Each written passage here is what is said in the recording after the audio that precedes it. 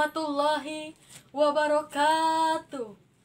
Alhamdulillah, alhamdulillahirabbil alamin. Wassalatu wassalamu asrofil anbiya wal mursalin Sayyidina Muhammadin wa ala alihi washabbihi azmain. Amma ba'du. Pertama-tama dan yang paling utama, marilah kita panjatkan puji syukur atas kehadirat Allah Subhanahu wa Ta'ala yang telah memberikan kita kesehatan lahir dan batin. Salawat dan salam tidak lupa kita haturkan kepada junjungan kita Nabi Muhammad Sallallahu Alaihi Wasallam yang telah mengantarkan kita dari peradaban jahiliyah menuju peradaban modern. Semoga kita termasuk orang-orang yang bermanfaat, yang berhak mendapatkan syafaatnya di akhir kelak. Amin, amin ya robbal alamin. Berdirinya saya di sini untuk menyampaikan tausiah tentang sikap seorang muslim menghadapi tahun baru Hijriah di masa pandemi.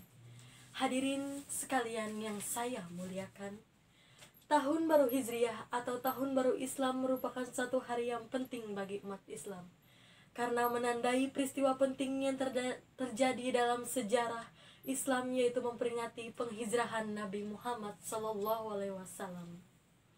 dari kota Mekah ke kota Madinah pada tahun 622 Masehi.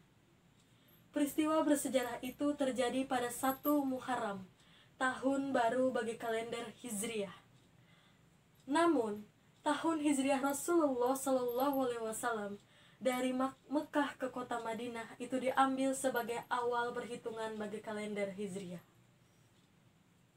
Hadirin sekalian, berbicara tentang tahun baru Hijriah, kita baru-baru saja memperingatinya.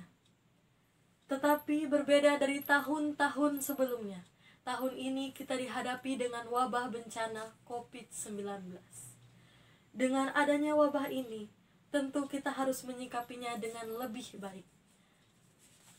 Adapun sikap seorang muslim dalam menghadapi pandemi, yaitu yang pertama adalah berprasangka baik kepada Allah.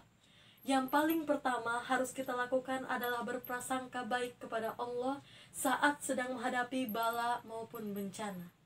Lalu yang kedua adalah sikap optimis. Sikap optimis, kita tetap wajib bersikap optimistik dalam menghadapinya. Para ahli medis mengatakan bahwa salah satu faktor yang memicu penyembuhan para pasien korban COVID-19 adalah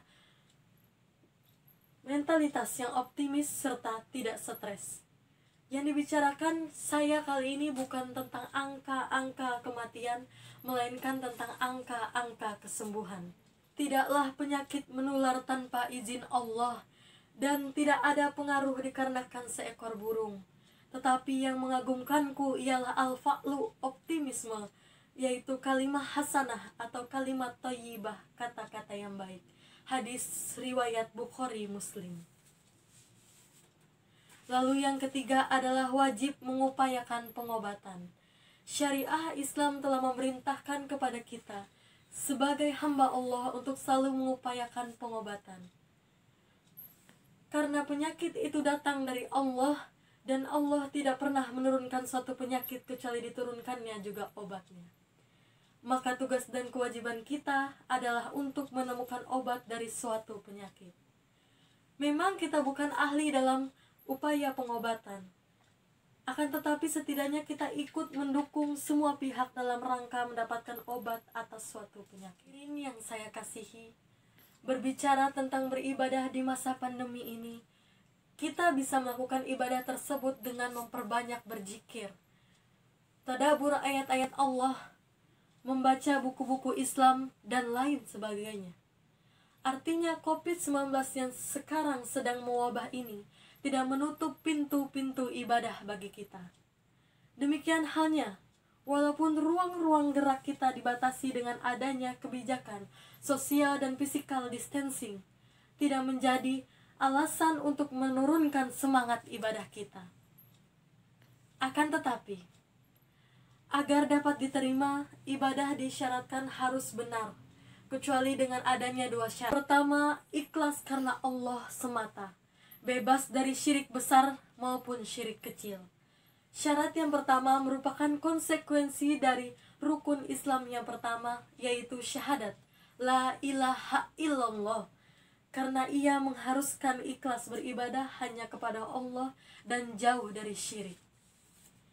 Lalu yang kedua ada ittiba, sesuai dengan tuntunan Rasulullah SAW.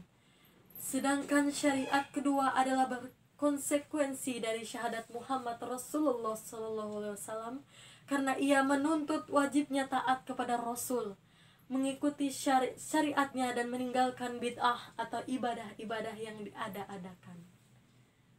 Hadirin yang saya sayangi, setiap muslim dimanapun berada perlu meresapi dan mengamalkan makna hadis Rasulullah SAW sebagai berikut. Siapa yang hari ini lebih baik dari hari kemarin, dia adalah orang yang beruntung. Siapa yang hari ini sama dengan hari kemarin, dia adalah orang yang merugi. Dan siapa yang hari ini lebih buruk dari hari kemarin, dia adalah orang yang terhina.